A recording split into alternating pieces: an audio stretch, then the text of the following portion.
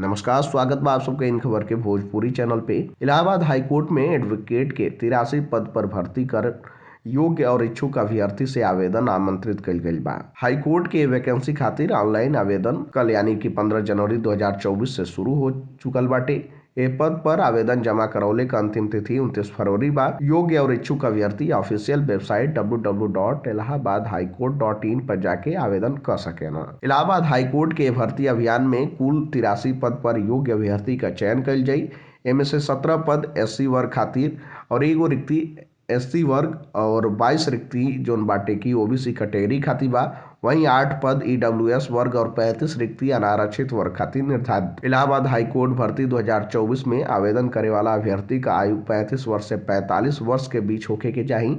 आयु का गणना 1 जनवरी 2024 से हुई। इलाहाबाद हाई कोर्ट भर्ती में आवेदन करे वाला सामान्य OBC और EWS वर्ग के अभ्यर्थियन के 1400 रुपया जमा करावे के हुई। वहीं SC ST वर्ग के अभ्यर्थियन के मात्र 1200 रुपया देवे के हुई। वहीं उत्तर प्रदेश के निवासी दिव्यांग अभ्यर्थी लोग के जो OBC सामान्य या EWS से आवेला उनके 750 रुपया देवे के हुई। वहीं दिव्यांग अभ्यर्थी जो SC ST से आवेला उनके मात्र 500 रुपया देवे के हुई। राज्य के बाहर से आवे वाला सभी अभ्यर्थियन के आवेदन शुल्क के रूप में 1400 रुपया जमा करावे के हुई।